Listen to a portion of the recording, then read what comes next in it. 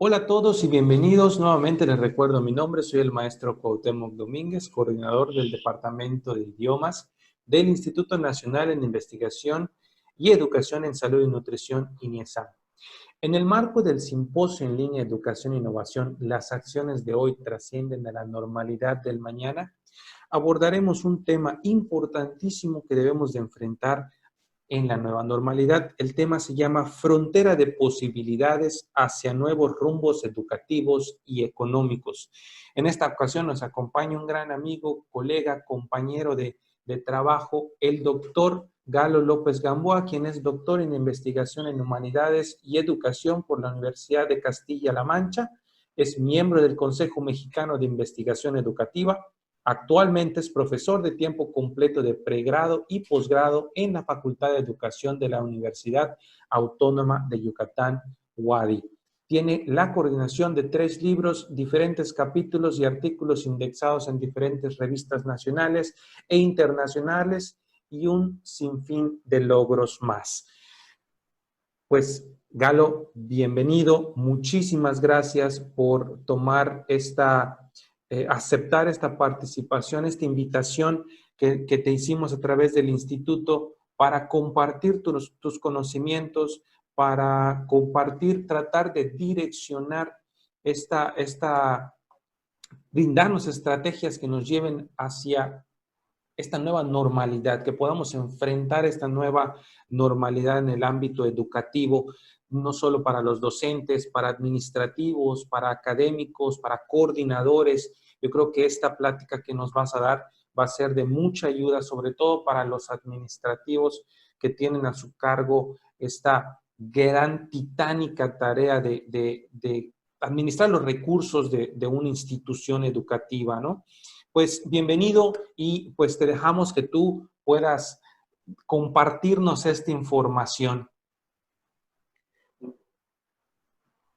Muy bien, pues muchísimas gracias. Al contrario, yo estoy muy complacido con haber aceptado la invitación, tanto de parte del maestro Cuauhtémoc, amigo, colaborador, colega, y por supuesto del instituto. Sin duda, creo que estos espacios son muy importantes, dada la tremenda situación que estamos viviendo y lo que todavía falta, lo que viene en múltiples sentidos. He decidido, pues, denominar a esta conversación frontera de posibilidades hacia nuevos rumbos educativos y económicos. Y bueno, pues sin más preámbulo, pues quisiera yo compartirles un poquitito de lo que les he preparado. Bien. ¿Nos podrías Es, compartir tu pantalla, Galo, por favor? No se claro. ve. Gracias.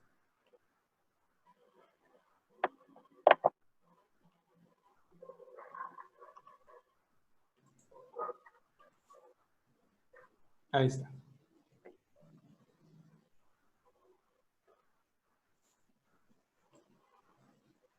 Bien. Bueno, como les decía, el tema es frontera de posibilidades hacia nuevos rumbos educativos y económicos. Y para comenzar, pues, hablar un poquitito en términos o situarnos nuevamente en lo que está pasando, que bueno, evidentemente no es ninguna sorpresa para ninguno de nosotros. Nos toca vivir de manera histórica una contingencia sanitaria que ha cobrado la vida de miles de personas alrededor del mundo y que ha dejado en jaque a los sistemas educativos, sociales y económicos de los diferentes países en toda la Tierra, ¿no? Consigo, pues evidentemente viene una crisis social, económica, política y por supuesto incluso de corte educativa. Afortunadamente, como dicen por ahí, la palabra crisis también implica la oportunidad. Y creo que es un buen momento o una buena oportunidad precisamente para repensar las formas en que estamos interactuando en múltiples dimensiones. ¿A qué me refiero con esto? A que cuando hablamos de estas crisis que se están enfrentando, de estos sistemas que se están viendo pues en el ojo del huracán, estamos hablando de que no están aislados, sino que forman parte de un todo y que funcionan tanto de forma sistemática como sistémica.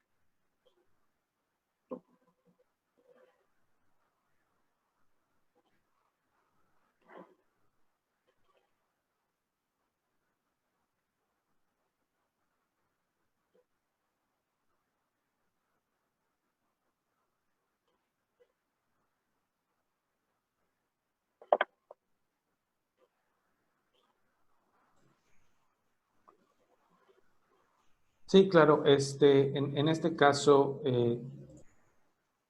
definitivamente yo creo que puedo aportar en el sentido de el, vemos normalmente nosotros ante estas adversidades y esta nueva pandemia que estamos viviendo nos trae consigo el siempre ver las cosas de forma negativa, ¿no? Ver ese vaso medio vacío en lugar de verlo medio lleno. Creo que nos podemos nosotros como docentes permitir ver este vaso medio lleno de tal manera que lo veamos como una oportunidad para poder generar, y como lo dice la ponencia, el nombre del simposio es educación e innovación. Entonces tenemos que ver esta oportunidad para innovar, para generar nuevas estrategias, nuevas alternativas que nos permitan, como dices, de manera sistemática, sistémica, nos permitan generar soluciones que a lo mejor podrían beneficiar más significativamente que si hubiésemos continuado con la misma dinámica que teníamos, ¿no? Esto es un parteaguas que posiblemente ayude en este caso, en nuestro contexto México, posiblemente recordando que este simposio es a nivel internacional, entonces la audiencia que nos vea de otras partes del país seguramente también general, sobre todo en Latinoamérica, tendrán la misma situación o circunstancia que nosotros. Entonces, también les podría servir como un parteaguas, ¿no? Como para poder generar estas soluciones. Totalmente. Perdón, ¿me escuchas todavía? Sí, claro, te escucho. Lo que pasa es que por algún motivo está congelada la pantalla. A ver, dame un segundo, por favor. Claro. No sé si las láminas se comparten todavía. No, hasta ahorita seguimos viendo la situación actual, contingencia sanitaria. No te preocupes, mientras resolvemos esta situación, voy a compartir de nueva cuenta el mío. Por favor. ¿Ok? Y dejo de compartir.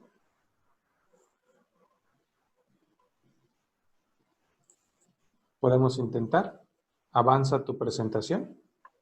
Ok. Ya avanza. Sí, ahora ¿Sí? ya avanzó. Sí, está perfecto.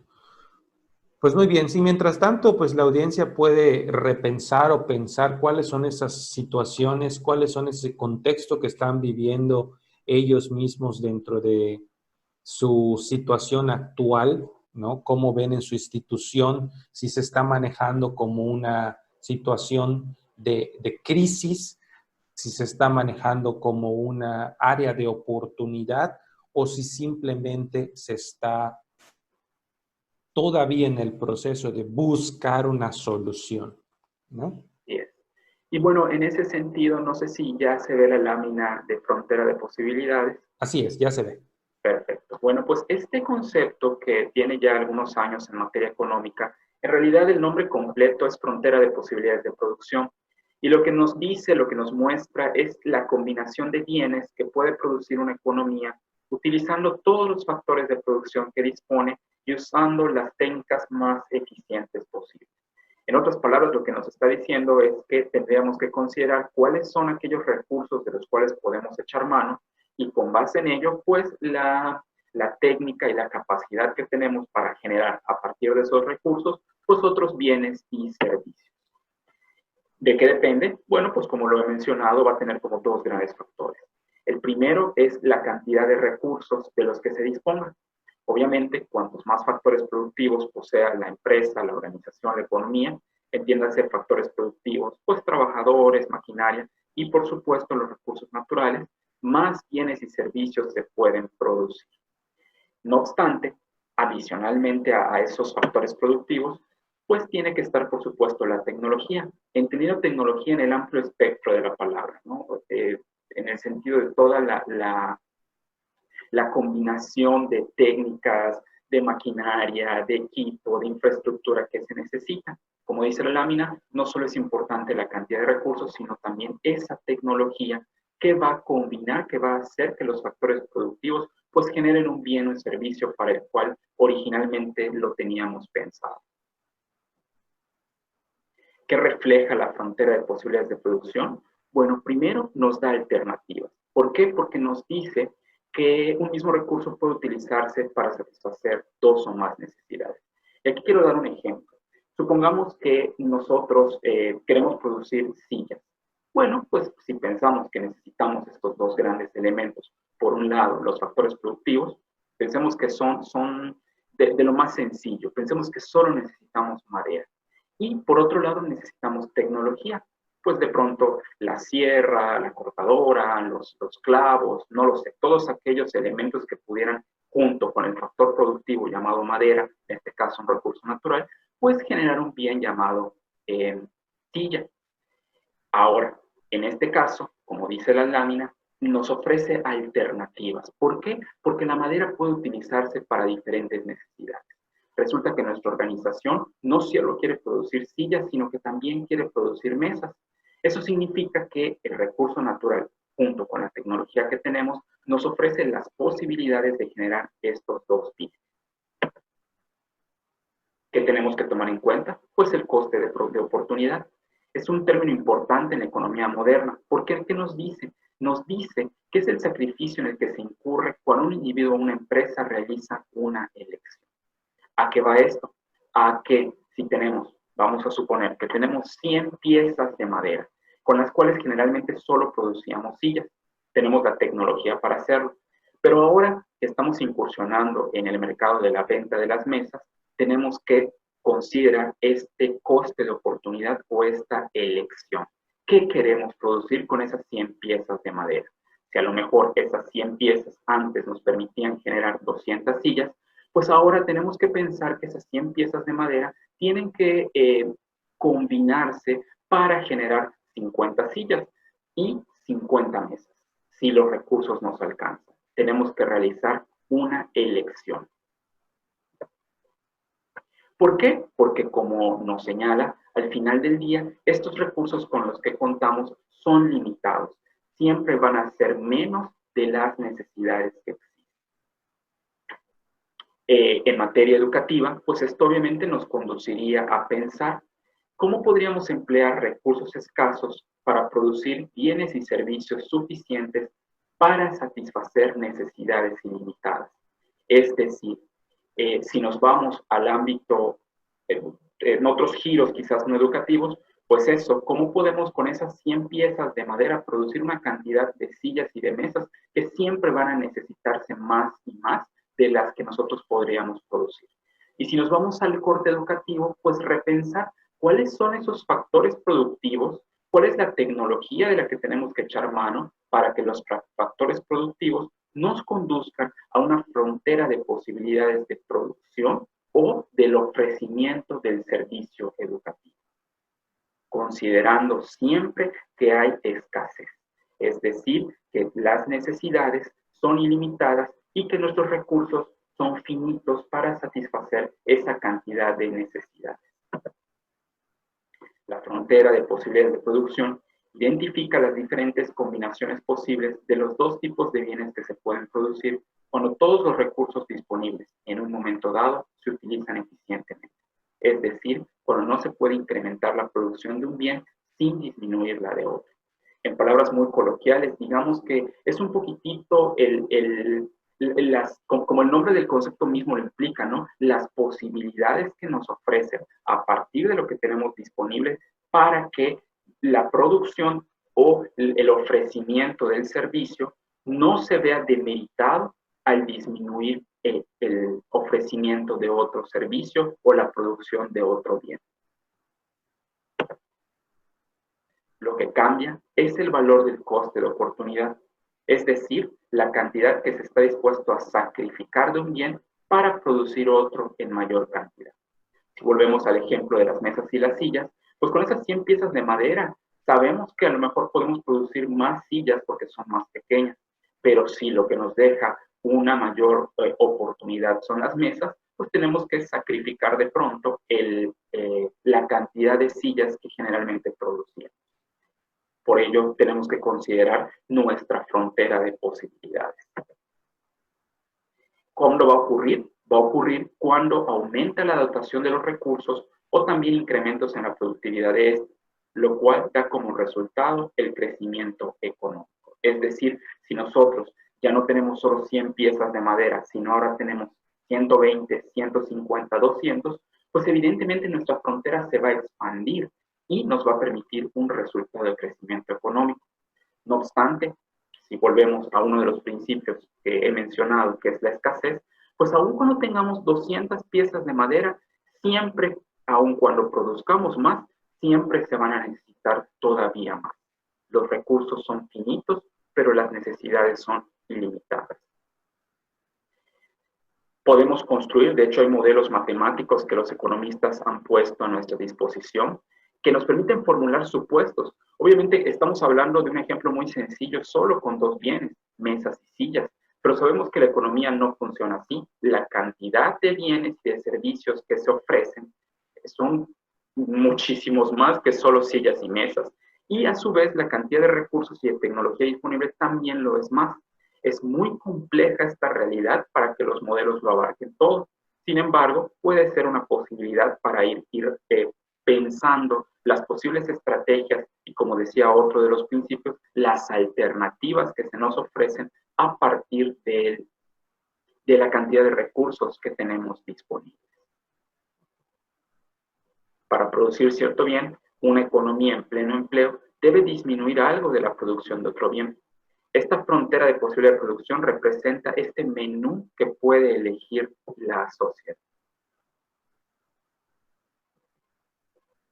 ¿Por qué? Porque, insisto, debido a la escasez de recursos, es necesario elegir la distribución de estos de acuerdo con necesidades, gustos y preferencias. Ahora bien, ante la situación actual en materia educativa, ¿cuál será nuestro coste de producción? ¿Qué elementos están puestos de los cuales tendríamos que elegir? ¿Será que nunca sea posible superar la escasez? Y aquí es donde, como el nombre de la ponencia misma lo indica, quiero hacer un cambio de rumbo. Es decir, he tratado de analogar un poco esta idea de la frontera de posibilidades de producción con la cuestión educativa. ¿Cuáles son los elementos del entorno educativo, de lo que puede ofrecer una escuela, de lo que puede hacer un administrador para que ante la combinación de factores de producción más el uso de tecnología pueda incrementar sus posibilidades de captación de clientes, de mantenimiento de alumnos? ¿Es esto posible? ¿Será posible que haya alternativas diferentes dada la situación actual que estamos viviendo? Si antes hablábamos de que existen recursos limitados basados en una escasez, ese modelo sigue siendo vigente dada la tremenda situación que nos toca vivir. ¿Por qué? Porque la pandemia no solo ha puesto en jaque a los sistemas de salud y educativos, si de por sí ya creíamos que hay escasez, ha venido a destapar, a desnudar los más hondos problemas sociales y económicos que enfrentamos. Y que el modelo que estamos presentando de esta frontera de posibilidades de producción, pese a las alternativas que nos ofrecen, no ha logrado aparentemente generar estabilidad en los diferentes segmentos o estratos sociales, sino al contrario, la pandemia ha venido a quitar el velo un poquitito de todo lo que está ocurriendo en las calles, en las ciudades, en los campos, en diferentes lugares. La propuesta sería a lo mejor pensar que este desarrollo educativo y económico tiene que estar basado en un postulado diferente, orientado hacia el desarrollo a escala humana. ¿A qué me refiero con esto? El desarrollo siempre va a estar referido a las personas y no a los objetos. Este mejor proceso, ¿cuál es el mejor proceso entonces? Pues aquel que permite elevar más la calidad de vida de las personas. Y ustedes dirán, bueno, sí, pero ese concepto de calidad de vida ya lo conocemos. En muchos países está íntimamente ligado al Producto Interno Bruto. Y la pregunta es, ¿será que eso determina la calidad de vida de las personas? ¿Será que no haya otro tipo de indicadores, tanto educativos, económicos y sociales, que nos permitan repensar también el concepto de calidad educativa? ¿Será que la educación en nuestros días realmente está velando por una calidad de vida que trascienda al número estimado del Producto Interno Bruto o a la participación de la población económicamente activa? ¿Hay alguna otra forma de hacerlo? Bueno, la propuesta de este desarrollo a escala humana es que la calidad de vida dependerá de las posibilidades que tengan las personas de satisfacer adecuadamente sus necesidades humanas fundamentales. Y ustedes me dirán, oye, pero ya habías dicho que las necesidades son infinitas y los recursos son finitos. Bueno, la propuesta de la escala, del desarrollo a escala humana es justamente sacudir esa idea. Es decir, distinguir entre necesidades de satisfactores y pensar que estas necesidades en realidad las podríamos ubicar en grandes categorías de ser, tener, hacer y estar, así como necesidades de subsistencia, de protección, de afecto, entendimiento, participación, ocio, creación, identidad y libertad. Los satisfactores son infinitos, pero no así las necesidades. Las necesidades humanas fundamentales son finitas, pocas y clasificables. Y son las mismas en todas las culturas y en todos los periodos históricos. Lo que cambia a través del tiempo y de las culturas es la manera o los medios utilizados para la satisfacción de las necesidades. Y esto puede parecer algo como menor, pero no lo es, porque entonces esto nos obliga definitivamente a dejar atrás esta idea de que las necesidades son infinitas y que jamás vamos a cubrirlas.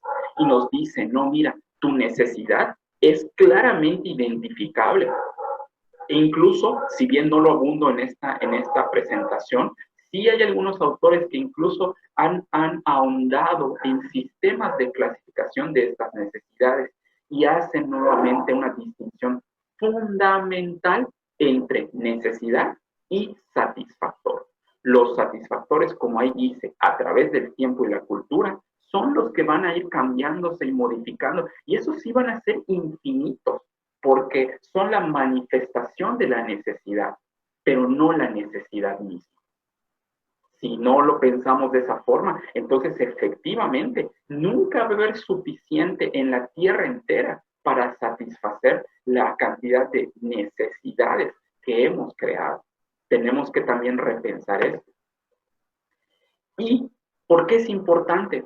Lo decía yo hace un momento, porque entonces estaríamos partiendo siempre del concepto de la escasez, construido para denotar el supuesto técnico de que los deseos del hombre y la mujer son grandes, por no decir infinitos, mientras que sus medios son limitados, aunque mejorables.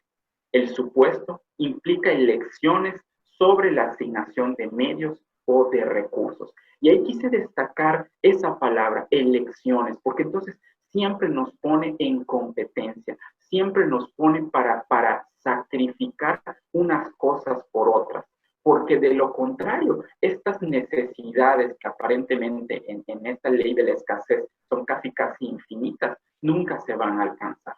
El problema es cuando esas elecciones, esos sacrificios representan vidas humanas. Cuando entonces hablamos de despidos masivos, cuando hablamos de precarización de sueldos, cuando hablamos de eliminación de pensiones y prestaciones sociales que por naturaleza nos deberían corresponder porque aseguran la necesidad clasificable de ser y de subsistencia. Entonces, cuando hablamos de elecciones y sacrificios que vulneran la dignidad y la vida del ser humano, pues esta ley de la escasez definitivamente está muy mal posicionada y tiene que repensarse en nuestros días.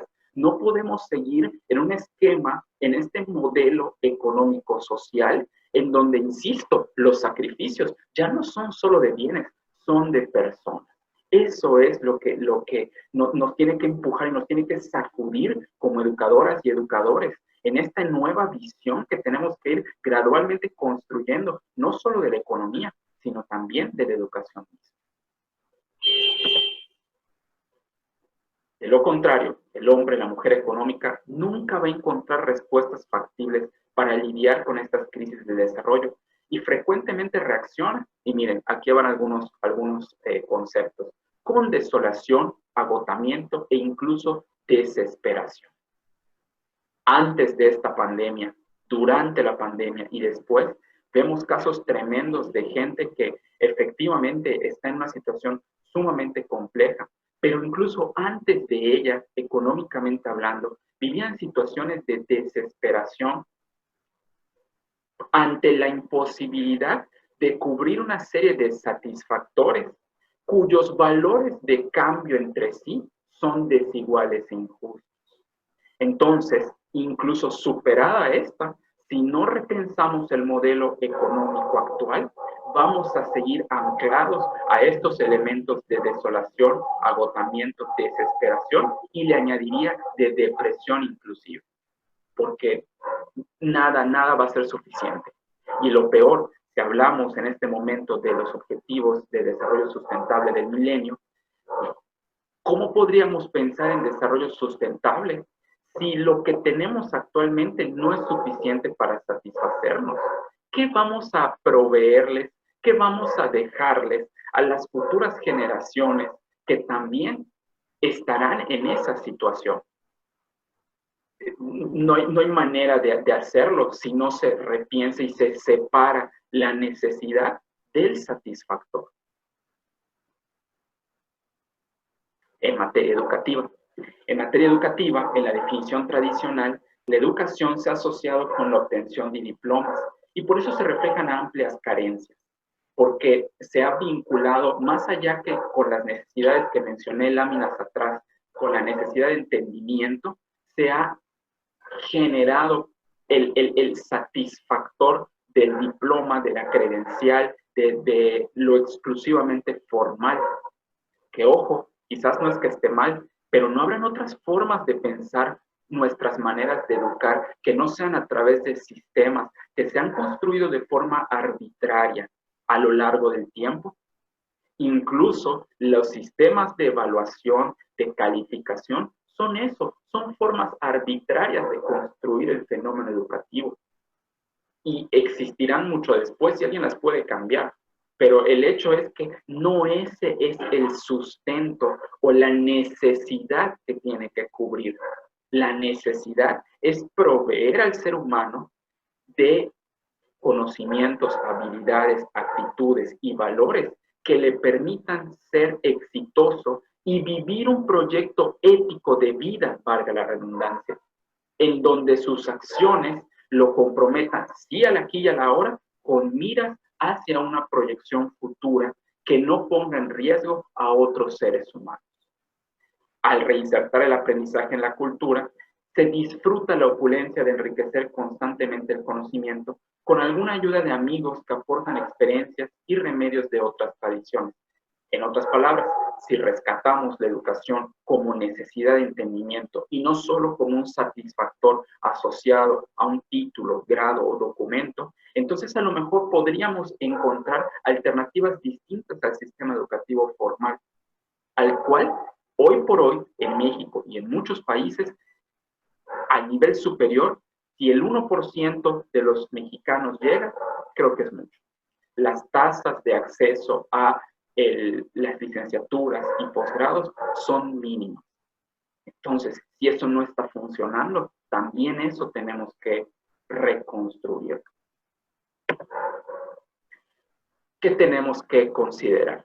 Bueno, desde mi punto de vista, yo quisiera compartirles estos 3 grandes elementos que para mí resultan fundamentales en esta disociación satisfactor-necesidad y hacia dónde como administradores escolares tendríamos que quizás reenfocar nuestros esfuerzos. Primero, el profesorado.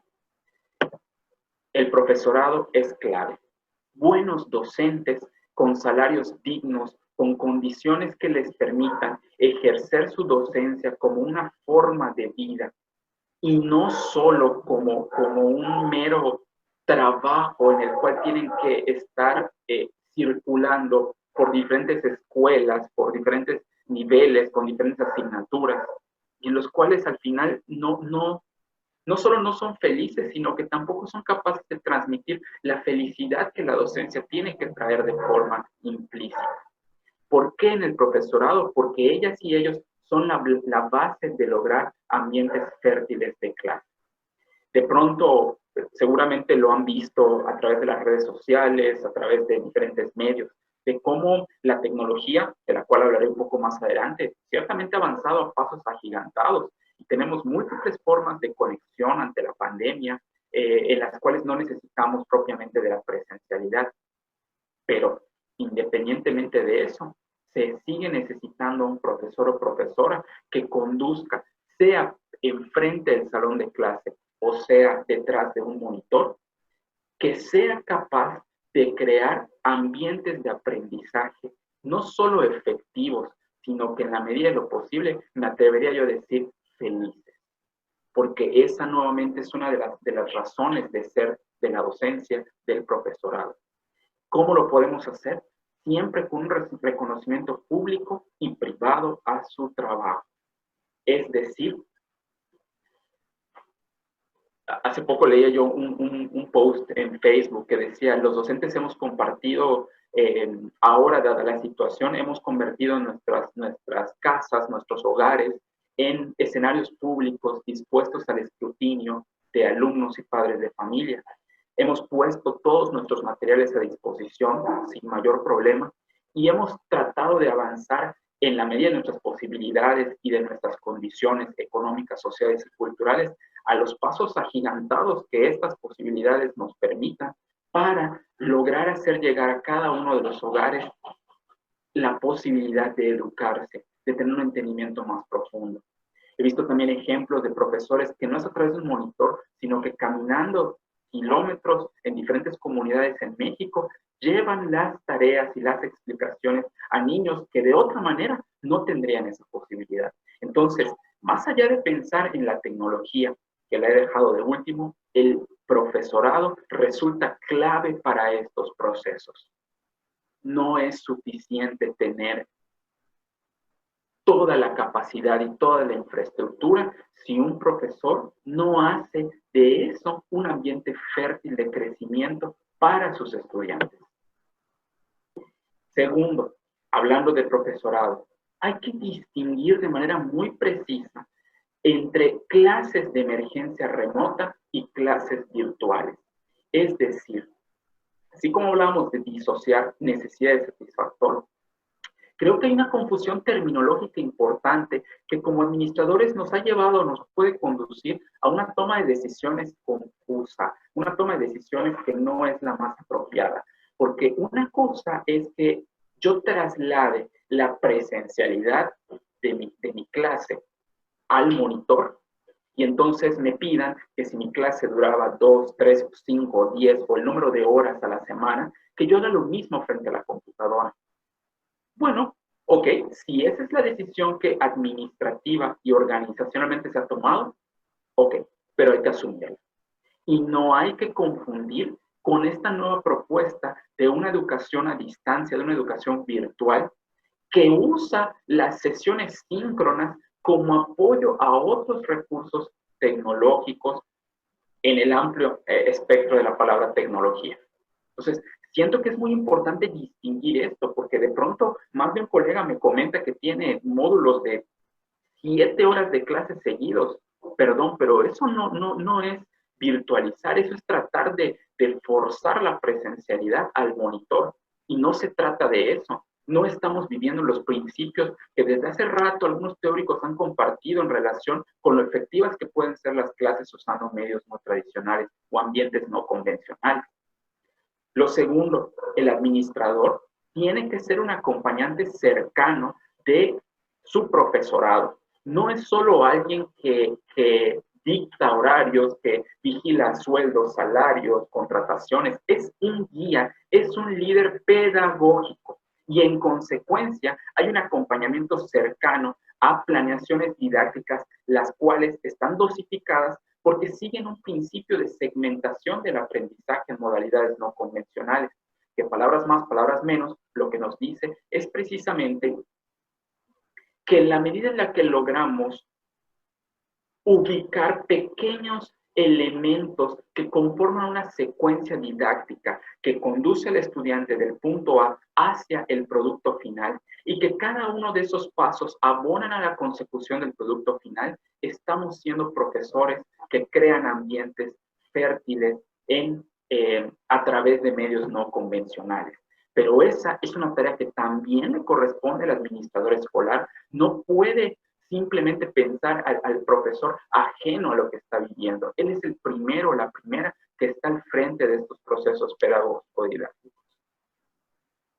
Segundo, materiales atractivos y diseñados para tal fin y el acceso a los mismos. De pronto me llamaba mucho la atención un comentario que alguien hacía en una red social que comentaba, valga la redundancia, que a veces en algunos programas de televisión, de cocina o de bricolaje o de lo que fuera, te dicen que vas a utilizar herramientas muy sencillas. Y no sé, de pronto en un programa de cocina dice, bueno, pues entonces ahora vamos a sacar un unicornio. Lo comento como algo jocoso en el sentido de estas nuevas formas nos tienen que llevar a pensar como administradores y como profesores con qué recursos cuentan en sus casas, que puedan ser de uso cotidiano, verdaderamente cotidiano, a los que estudiantes y profesores tengan acceso de forma fácil, asequible, que sea factible. Y el punto para cerrar esta parte del primer elemento a repensar en estos nuevos rumbos es la confianza en las capacidades profesionales, académicas y personales del profesorado. Yo creo que tristemente algo que se ha arrebatado al profesorado, no solo en México, sino me atrevería a decir que incluso en Latino e Iberoamérica, es la confianza en su capacidad profesional, la reivindicación que se merece como un profesional de la educación que es capaz de conducir los procesos de enseñanza-aprendizaje, esté parado o no frente a una computadora. Entonces, como administradores nos toca dejar a un lado toda esta parte de si el profesor se conecta o no se conecta, si lo hace o no lo hace, y más tratar de entender la conducta humana, la conducta del profesorado y darle el justo valor que se merece, confiado en sus capacidades. Insisto, si vamos a las primeras láminas de la presentación, es ya dejar de hablar únicamente del objeto, de eliminar la cosificación en la que la docencia se está convirtiendo para resignificarla. Como decía el postulado primero del desarrollo a escala humana, el desarrollo y la calidad de vida están centrados siempre en las personas, no en los objetos. El segundo elemento, Antes de que pasemos, perdón, Galo, perdón que te interrumpa, antes de que pasemos al siguiente punto, nada más quisiera pues aunar un poquito a esto y fíjate que bien importante lo que mencionas en cuanto a que los organizadores, los administradores deben de contemplar la idea antes de ordenar, ¿no?, a los profesores un sistema nuevo, una adaptación nueva sobre la enseñanza, ¿no? Pensando que ahora ya no lo vas a dar, ya no vas a dar clase en el aula como normalmente estabas acostumbrado, sino que ahora, pues bueno, como el contexto nos obliga, pues tienes que dar clase ahora en tu casa, usando computadora, usando ciertas herramientas. Y muchas veces no se piensa, ¿no?, en cuáles son esas herramientas con las que realmente cuenta el docente. Ahora, tú hablabas de los administradores y organizadores y coordinadores que se encuentran de ese lado dando las indicaciones a los profesores. Los docentes también, si bajamos un poquito la dimensión, bajamos un poquito la escala, los docentes también a su vez deben de tener esta misma ideología, este mismo enfoque que tú estás mencionando para con sus estudiantes, ¿no? Al momento de generar esos currículums, al momento de generar esas clases, esas tareas, lo que en nuestro caso como docentes de WADI, esas hadas, ¿no? Estas actividades de aprendizaje que le llamamos en nuestro modelo educativo, cada quien en su instituto como docentes dentro de su materia que imparte, ya sea en salud, ya sea en economía, ya sea en alguna materia social, en enseñanza del inglés, tienes que ponerte a pensar como docente cuáles son esas herramientas que nuestro estudiante puede tener a la mano para poder llevar a cabo esa actividad que tú le estás pidiendo, ¿no? Lograr ese objetivo último que es el conocimiento, la habilidad, la competencia, porque si no lo hacemos de esta manera y decidimos simplemente llevar a cabo ese mismo currículum, ese mismo desarrollo, esa planeación curricular que yo llevaba en mi presencialidad, la voy a llevar a cabo simplemente de manera remota, pero sin cambiar nada. Entonces ahí ya realmente esta circunstancia lo cambia todo, ¿no? Y tenemos que aprender de que hay que adaptarlo. Entonces me parece muy, muy importante, pertinente esto que mencionas, ¿no? Y para poder usarlo en diferentes dimensiones, ¿no? Por supuesto, y eso, nada más para abundar un poquitito, volvemos a este desarrollo a escala humana, ahora ya al ámbito del profesorado. ¿Qué necesidad estamos cubriendo con el estudiantado? Más allá insisto, del satisfactor, más allá de los factores productivos, ¿cuál es la necesidad que tiene? Porque cuando encontramos esa necesidad específica, finita, clara y precisa, a la cual nuestra asignatura o nuestras asignaturas abonan en la malla curricular, entonces podemos pensar en procesos de planeación mucho más centrados en el aprendizaje y mucho más acordes a su contexto inmediato.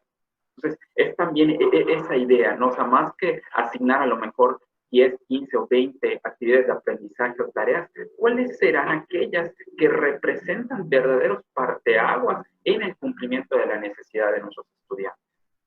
Entonces, sí, coincido por completo con lo que mencionas.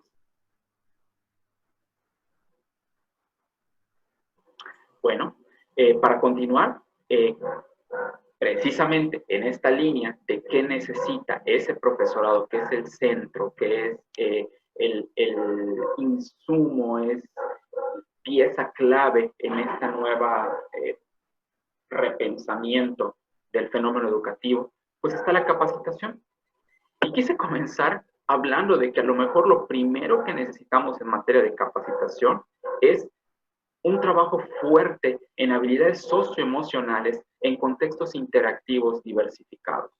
Ustedes me dirán, oye, pero no necesitamos capacitación en tecnología, en sistemas de gestión del aprendizaje o en plataformas. Sí, claro que lo necesitamos, pero volvemos a lo mismo. Si estamos hablando de que la persona es el centro, entonces estamos viendo una situación tremenda en la que emocionalmente demanda muchísimo de nosotros, profesores, alumnos, administradores, por lo cual una de las primeras cosas en las que tendríamos que invertir es en estas capacitaciones o en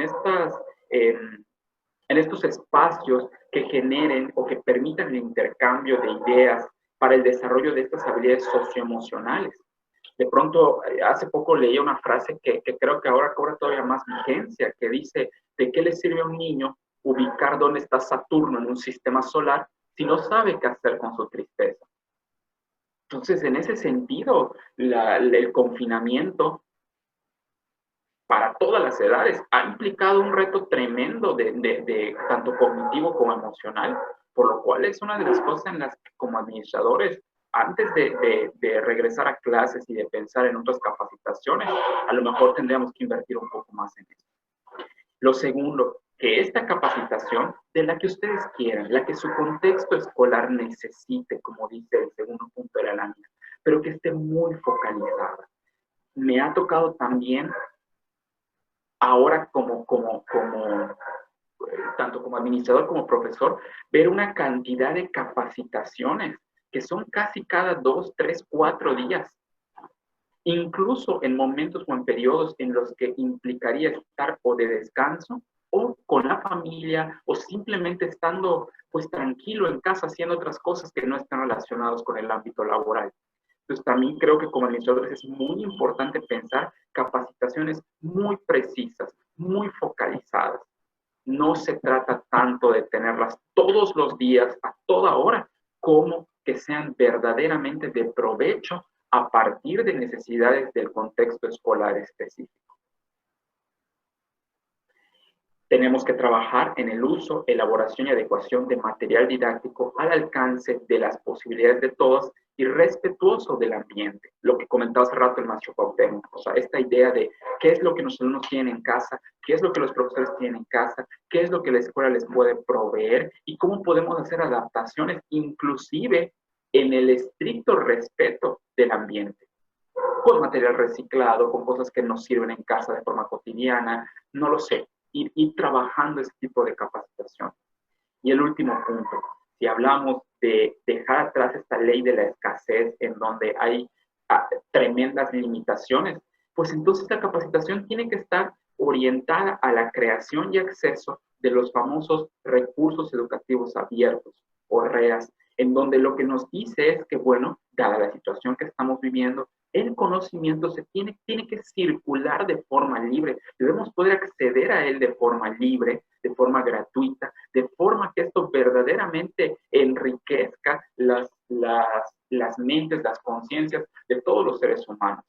Creo que este último punto resulta fundamental en ir transitando de la ley de la escasez a una, y del hombre y la mujer económicas, a un hombre y a una ley más de corte comunitario, de corte en donde el diálogo es horizontal y está ahí puesto de forma accesible para todas y todos.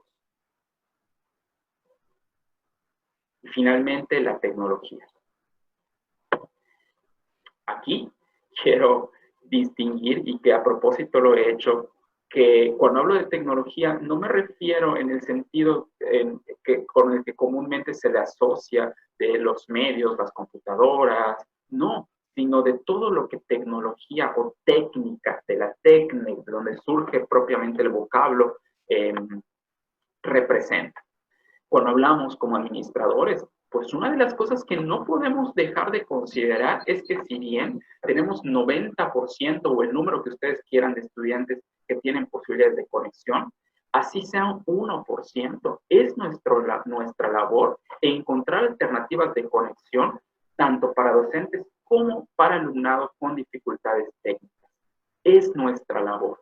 Es superar, insisto, la ley de la escasez en donde solo los que ya de por sí tienen recursos pueden acceder para diversificar y ampliar las posibilidades de otros que por diferentes circunstancias, muchas veces ajenas a ellos, no tienen esa posibilidad de conectarse a través de un ordenador. En ese sentido, si habilitamos, en la medida que el semáforo epidemiológico lo permita, espacios en las escuelas, pues también tenemos que repensar el esquema del salón de clase en términos de mobiliario, de accesos, de filtros sanitarios. O sea, no es una cuestión menor, pero y no porque implica más trabajo la debemos dejar de hacer. Al contrario, demanda de nosotros como administradores escolares aún más todavía, porque es pensar que así sea por 5 estudiantes que lo necesitan, no vamos a dejar de brindar un servicio con la más alta calidad como lo haríamos para todos los demás, satisfaciendo la necesidad básica de entendimiento, disociándola nuevamente del satisfactor. Hablando de tecnología educativa, esto también nos conduce a pensar, ¿será que hay otras formas no convencionales de trabajo, de organización curricular, en donde nos vamos moviendo de un currículo academicista tradicional, en donde se ven cuatrimestral o semestralmente una serie de asignaturas, a un esquema más basado en módulos de formación basada en competencias, en el cual están concatenados de tal manera que de forma progresiva el estudiante puede terminar uno y le encuentra una relación directa en esa misma temporalidad con el siguiente. y se forma una secuencia armónica de contenidos, pero que superan esta visión que al menos en México desde hace muchos años seguimos teniendo, casi desde el preescolar hasta el posgrado, de que tienes una tira de asignaturas por semestre hasta que concluyas los 3, 4, 5 o el número de años de toda la formación escolar. Finalmente, pensar en modelos de enseñanza activa centradas en las experiencias y en el alumnado. Si seguimos considerando que vamos a regresar a los salones de clase y que vamos a usar la tecnología magnífica, maravillosa, para únicamente tratar de rescatar los contenidos que el semestre o el cuatrimestre o el periodo pasado no pudimos abordar porque la contingencia de pronto a todos nos sorprendió, creo que estamos cayendo en el error de concebir al estudiante, como diría Freire, en este esquema de la educación bancaria, en donde es un recipiente que como no se terminó de llenar de conocimiento del semestre pasado, pues entonces en este lo terminamos de atiborrar. Y creo que no ese es el caso, sino rescatar lo que esta experiencia a nivel personal, familiar y social ha dejado para nuestros estudiantes, para nuestros profesores, pero ¿saben qué? También para nosotros como administradores. ¿Cuáles son las grandes lecciones que esto nos enseñó? Y no solo estoy hablando de las cuestiones escolares, sino también de forma personal, cómo esto nos ha permitido a lo mejor tener un golpe de realidad de lo privilegiados que podemos ser o que somos ante la lacerante realidad y miseria que viven miles de mexicanos y latinoamericanos y en todo el mundo. Repensar nuestras formas de vida también se hace necesario para traerlo a un modelo de enseñanza que rescate y cuestione lo que hasta el día de hoy se ha hecho. ¿A qué nuevos rumbos nos vamos dirigiendo? Primero, situar la educación como un pilar fundamental para enfrentar la crisis, en términos tanto de la prevención, la comprensión situacional y las estrategias de enfrentamiento posteriores. Es decir, más allá de lo tremendo económica, social y en materia de salubridad que vienen para nosotros, la educación va a seguir siendo preponderante.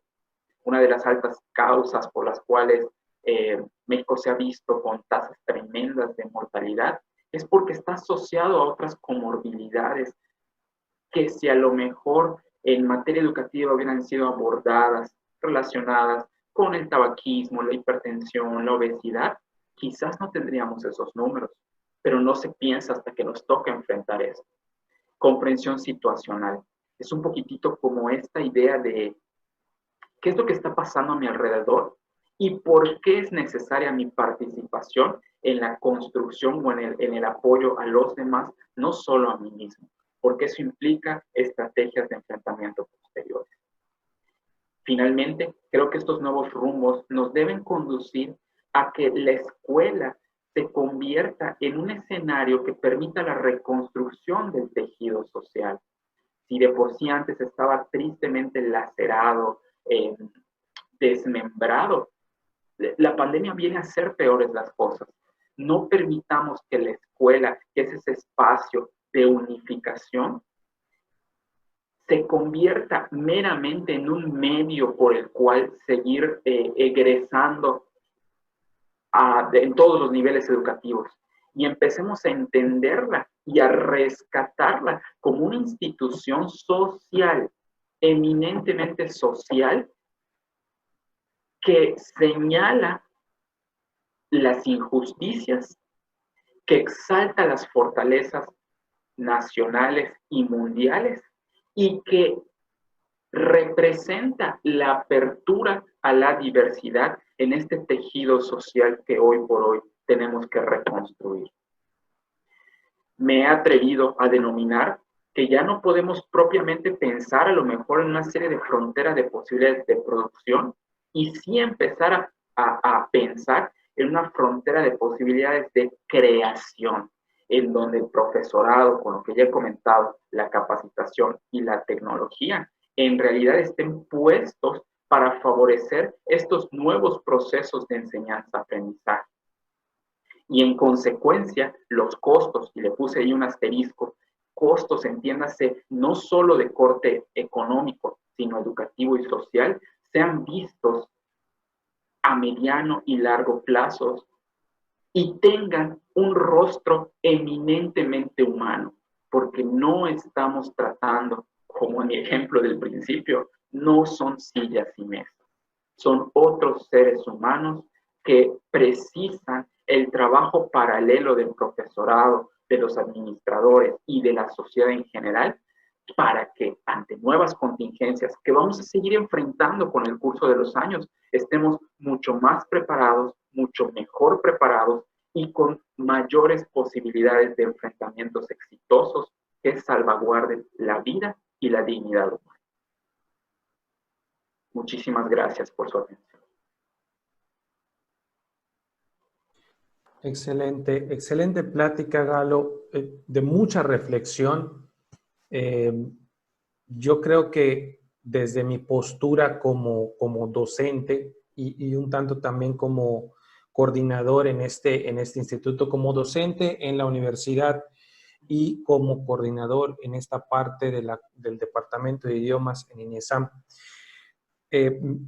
puedo rescatar mucho de lo que mencionas, mucho de lo que platicas acerca de esos tres pilares sobre el profesorado, capacitación y tecnología. Concuerdo contigo en la parte de tecnología. Muchas veces se confunde el término tecnología con la nueva tecnología, ¿no? Con los nuevas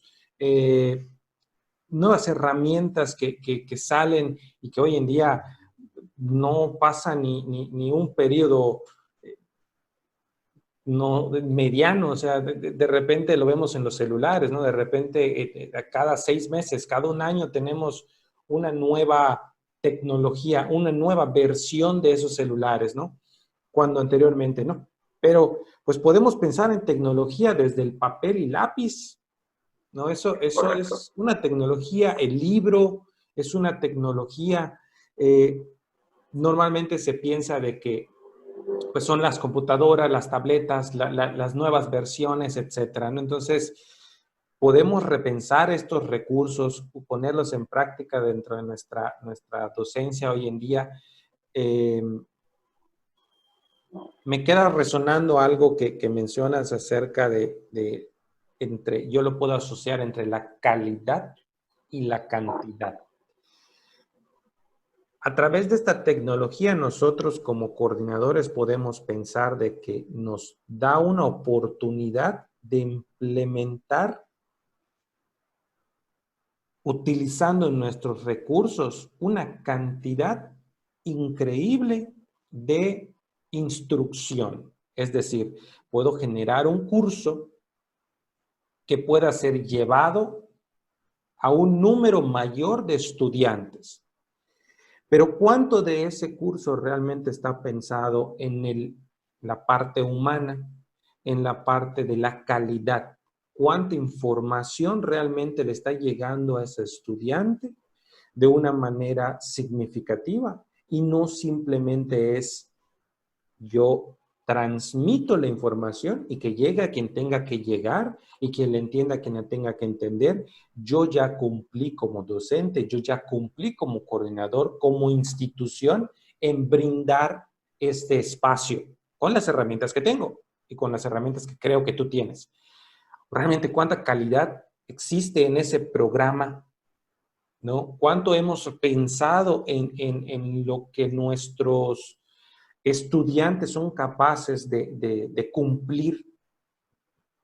Porque bueno, esta es una de las ideas que tiene los MOOCs, que son los Massive Open Online Courses, ¿no? Que son cursos en línea masivos, que entra cantidad de gente, pueden albergar miles de personas en un curso y que son llevados poco a poco durante semanas. Y cada persona se lleva el curso a su tiempo. Pero no todos estamos preparados para ello, no todos tenemos esa preparación, ese conocimiento, esa autonomía para poder llevar un curso de esta manera, de esta magnitud. Creemos que la pandemia nos ha dado una oportunidad, como bien decías, de las sillas y las mesas. Bueno, pues según yo escucho en la plática del doctor Galo, puedo entonces utilizar estas herramientas para hacer un curso de manera masiva. Y, ok, pero ¿qué estás sacrificando? Tal vez no estás sacrificando eh, otro elemento o la creación de otra herramienta, pero a lo mejor estás sacrificando la calidad educativa. Y vale la pena, no vale la pena, hay que repensar, hay que analizar, hay que sentarnos y generar una planeación que realmente sea, como bien dices, pensando en el estudiante como ser humano y no un estudiante como un número, ¿no? Si en la materia de nosotros que estamos en escuela pública, ¿qué pasará en una escuela privada, ¿no? Donde se tienen más herramientas, pero a veces el esquema o el enfoque que le tenemos al alumno es que pues es un cliente, ¿no? Más allá de es un estudiante, es un humano que quiere, necesita prepararse profesionalmente para enfrentar o ayudar a la sociedad en la que vive. Es más un cliente que necesito satisfacer su necesidad, si no me va a reclamar. Tal vez el papá o el mismo estudiante me va a reclamar de que no le estoy brindando yo esos conocimientos. Entonces, me llamó mucho la atención, me causa mucho eh, momento de reflexión. Yo creo que para nuestra audiencia también ha sido bastante importante. Seguramente surgirán muchas dudas, seguramente surgirán muchas preguntas sobre lo que nos acabas de platicar y qué bueno que nos has compartido tu contacto para que de esta manera, si tenemos, se genera alguna inquietud, pudiesen de tal manera contactarte, ¿no? Por supuesto, de hecho, al contrario, ojalá que bueno que se generen muchas dudas y muchas inquietudes, porque creo que algo lo que tú dices, ¿no? Malamente socialmente se ha entendido la educación como este cúmulo de conocimientos, y al alumno como un cliente y al profesor como un proveedor. Y se les ha pues, casi eliminado la esencia humana que ambos sí o sí tienen. Entonces, qué bueno que se generen muchas dudas, porque estos espacios educativos y la escuela misma tienen que ser precisamente un lugar en el que se cuestione, en el que se pregunte, en el que sea o no que yo tenga N cantidad de recursos y de privilegios, yo cuestione por qué las cosas son así. Si la educación no está permitiendo a los estudiantes cuestionarse por qué las cosas están como están, chispas, creo que sin duda se está convirtiendo en un satisfactor y no en una necesidad. Entonces sí, ojalá que bueno que así sea. Y bueno, también, si me lo permites, pues hacerles la invitación, por supuesto, a las puertas de la Facultad de Educación de la Universidad Autónoma de Yucatán, que siempre están abiertas. Ahí tenemos, pues, por supuesto, dos programas de licenciatura, la licenciatura en Educación, que tengo el privilegio de coordinar, la licenciatura en Enseñanza del Inglés, donde está, por supuesto, el maestro Cuauhtémoc, que nos acompaña como uno de los pilares de la licenciatura, por supuesto, y los tres programas de posgrado, la especialización en docencia, la maestría en innovación educativa y la maestría en investigación educativa. Pues ojalá si en algún momento, como parte de esta profesionalización constante que tenemos que vivir los que nos dedicamos a la educación, y creo que en general, pues por supuesto, bienvenidos siempre a la Facultad de Educación de la UADY. Claro, claro que sí. Pues de la misma manera, yo de hecho soy egresado de la licenciatura en Enseñanza del Inglés y soy una prueba viviente de lo que pues se puede lograr a través de esta preparación, este desarrollo profesional en esta institución. Y de la misma manera, pues llegar a una colaboración, ¿no? Con la facultad en materias de investigación, en materia de proyectos. Y me parece que ha sido muy gratificante para mí, diríamos en inglés, muy enlightening, que has generado esta oportunidad de reflexión, de análisis, un análisis crítico en el que debemos de pensar o repensar. Fíjate que para mí cuando genero esta idea del simposio y genero esta idea de incluir una parte de economía dentro del simposio, era netamente pensar en lo que el recurso económico, el dinero nos puede llevar a mejorar esta nueva normalidad, pero has generado una idea mucho mejor en la que pues no solo se trata del dinero, sino que se trata de pensar en el recurso humano, en pensar en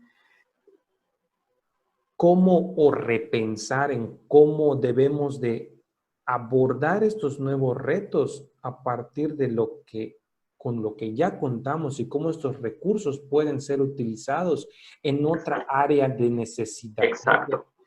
Que porque muchas escuelas, definitivamente la economía se va a venir para abajo, no tan al suelo, pero sí va a mermar un poco los recursos para las instituciones públicas y pues las privadas también, porque necesitan del dinero, necesitan de las mensualidades de sus estudiantes, de los pagos mensuales de inscripción, etcétera.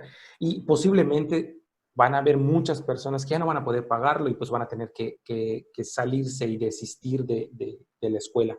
Sin embargo, pues hay que pensar en los recursos que sí se tienen, ¿no? Con los que sí podemos contemplar ahorita. Y si a lo mejor en un salón de clase tú utilizabas un proyector o utilizabas una televisión o utilizabas, perdón, una pantalla inteligente para cierto recurso, ahora podemos utilizarlo, a lo mejor pensar en, pues bueno, vamos a llevarlo a cabo. Yo personalmente, yo no hacía mis clases, mis grabaciones en el salón de clase porque yo no lo consideraba necesario, no lo consideraba que fuese algo que yo vaya a utilizar en la plataforma que utilizamos en la facultad. Pero ahora ya considero que pueda ser una herramienta necesaria, utilizar ese salón de clase para grabarme y poder llevar ese video o esa enseñanza, esa instrucción hacia mis estudiantes. Exacto. ¿No? Sí, o sea, yo lo que quiero también ya como para ir cerrando, ¿no? Y no quitarles mucho tiempo, es que no se malentienda. O sea, si el recurso pueden invertirse en habilitar tecnología de punta, pues excelente. Pero sí quiero destacar lo que tal cual lo dijiste, ¿no? No si esto representa o es en detrimento del capital humano, de las personas, del profesorado, del alumnado. O sea, no, porque la última frase con la que cerraba, ¿no? Los costos no pueden ser solo vistos de forma económica, o sea, tienen que ser pensados también en forma social, personal y educativa, y no solo en el inmediato, sino en el mediano y en el largo plazo. O sea, si se puede invertir en tecnología, excelente, qué bueno, magnífico. Siempre que esto no sea en detrimento de despidos, de salarios poco dignos, de N cantidad de cosas, porque entonces estamos perdiendo piso.